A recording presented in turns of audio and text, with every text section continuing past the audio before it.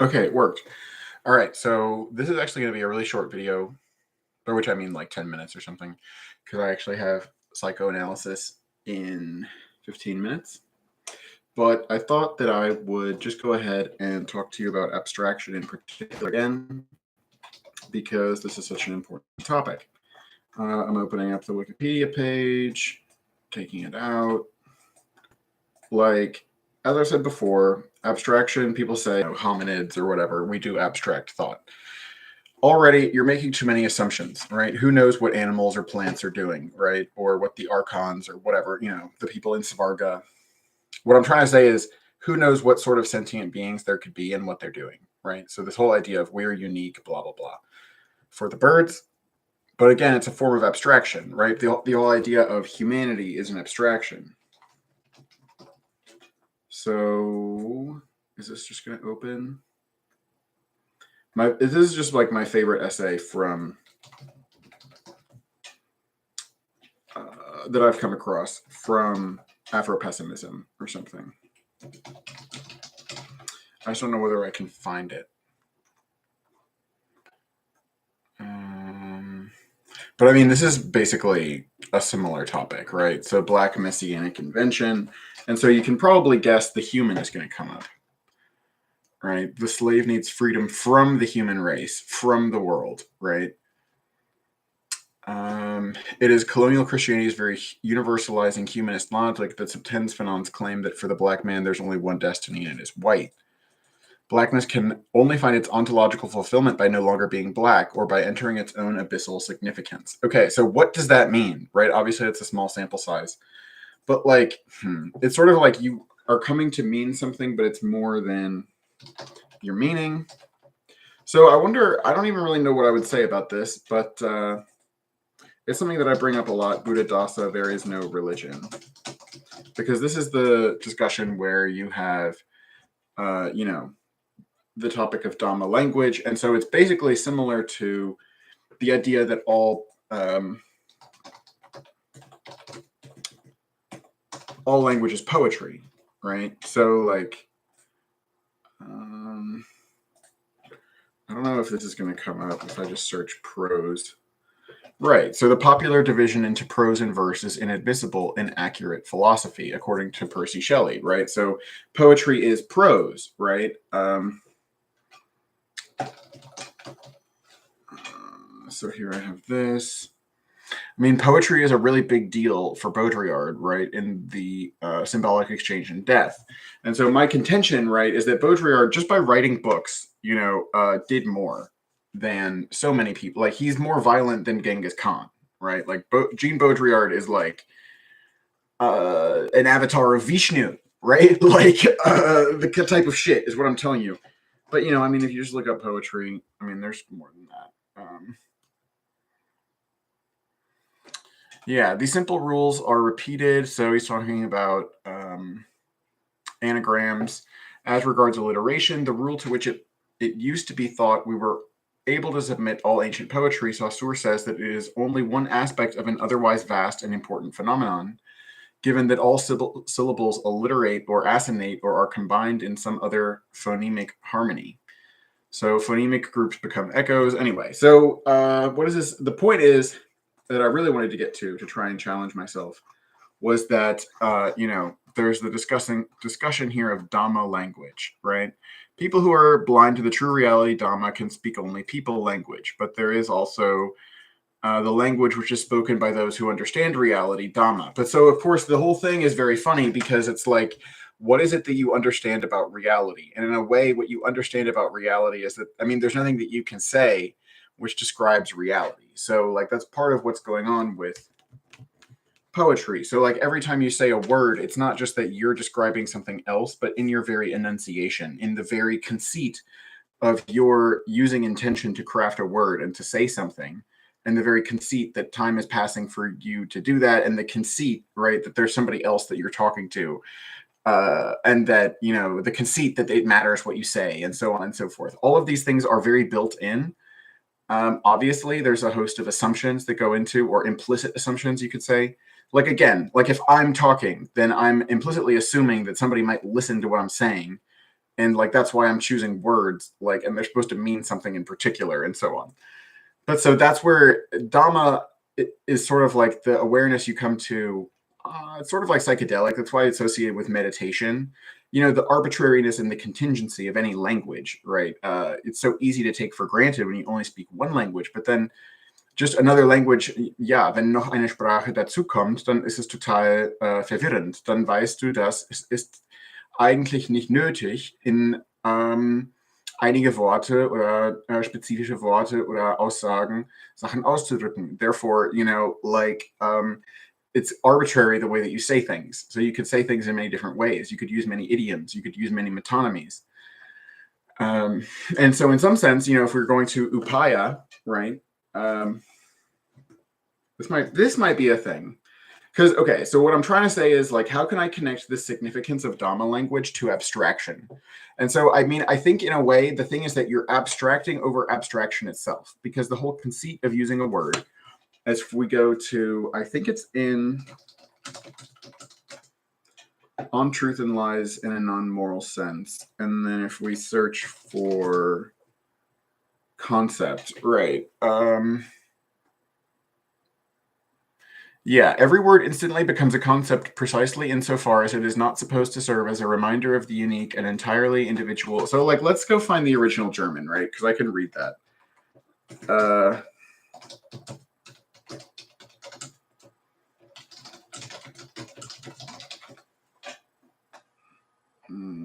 Okay, but what is it?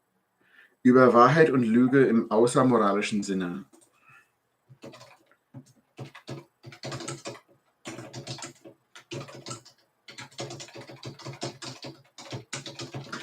Ist ja auch klasse.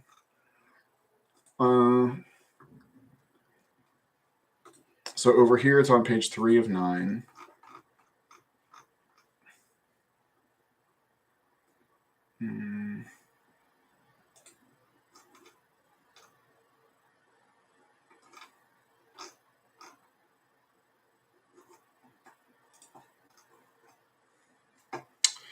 Ja.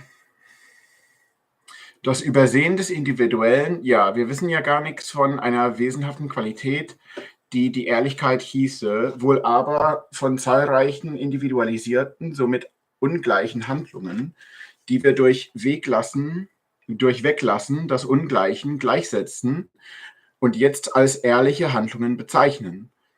So Handlungen, you can be thinking of concept handle. So like concept handle Handlungen. Anyway. Zuletzt formulieren wir uns ihnen eine Qualitas occulta mit dem Namen, die Ehrlichkeit. So again, I mean, literally he's talking about, oh, is this not? I thought this is where we were, but it's like, the translation seems really bad. I should probably like translate it myself. Anyway, but the Ehrlichkeit is sort of like truth, but you could also call it reality, right? So that's what Buddha Das is talking about here. People who understand reality. But the fact that he's sitting here talking about reality is kind of a big joke, right? Like, because again, you have to be thinking of Dhamma language. So you might be understanding reality in people language. So you don't which is again, like people language basically means like you're dumb. You know what I mean? Like, I understand, and I'm really sorry. I understand it's not helpful for me to be upset. You know, I shouldn't expect you to be any different than you are or something. But it's just like you also need to understand that for me, it is so frustrating. Like, there's this thing called Whale Songs of War Not Yet Waged by Ben Zweibelson, where he's basically and it actually comes from a fucking Elon Musk quote.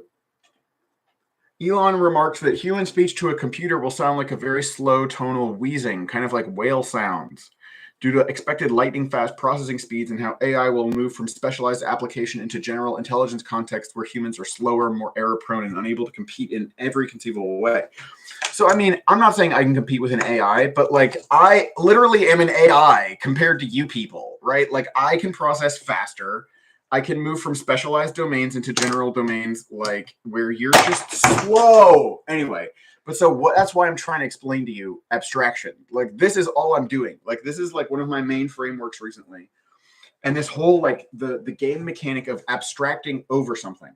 So again, remember, like, you're abstracting over your legs when you walk. Or I was thinking actually today, like, the different parts of the body abstract over each other. So like the hand, or say you have like the torso, right? Because you could be born without any arms at all, right? So there's some people who have no arms, and then some people just have a forearm, right? So the forearm abstracts over the torso because it's connected. You see, like, it wouldn't make any sense to have a forearm without a torso, except in some sci-fi contexts, right?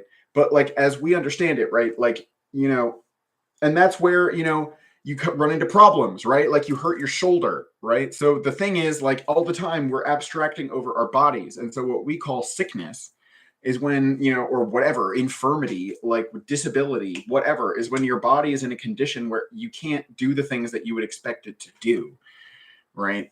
So when it comes to like you being slow, right, it's like that's where, like, I'm expecting you to think, right? Like, I'm expecting you to be able to learn how to do this.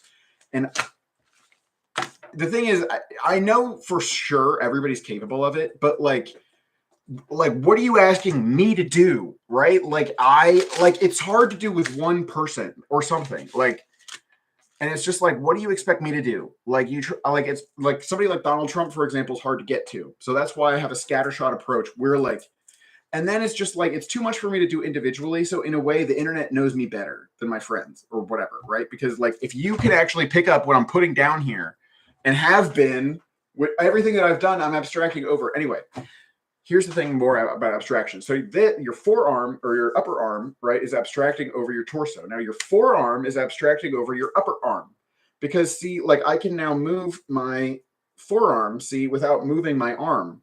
But see, I can also move moving this my bicep, upper arm, right? But if I move my upper arm again, I'm abstracting over the torso and the shoulder and so on.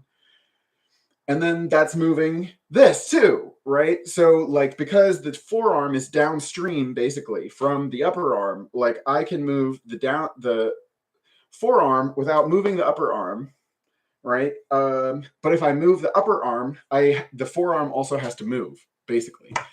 And then there's the hand, right? And the fingers, right? So you have all these different things. So like, the finger is on the hand, is on the forearm, is on the upper arm, right? So that's 1, 2, 3, 4 levels of abstraction right there, right? Just in terms of like how the arm works, right? But I mean, that's a very simplistic thing, because if I was, did anatomy or whatever, I could tell you, all the different muscle groups and the muscles, for example, like, in a sense, they're abstracting over the ligaments because they have to have the ligaments be there. So that's actually getting closer to What is an Apparatus by Agamben. But I'm gonna have to go here in a second.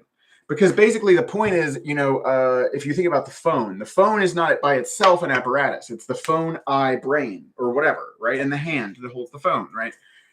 So like, all these pieces go together. And so in that sense, they're like, what each one is abstracting over all the others. And that's what dependent co-origination is. But this is where I'm just gonna have to go, because I gotta go, and because obviously, I need counseling. So anyway, we'll leave it here.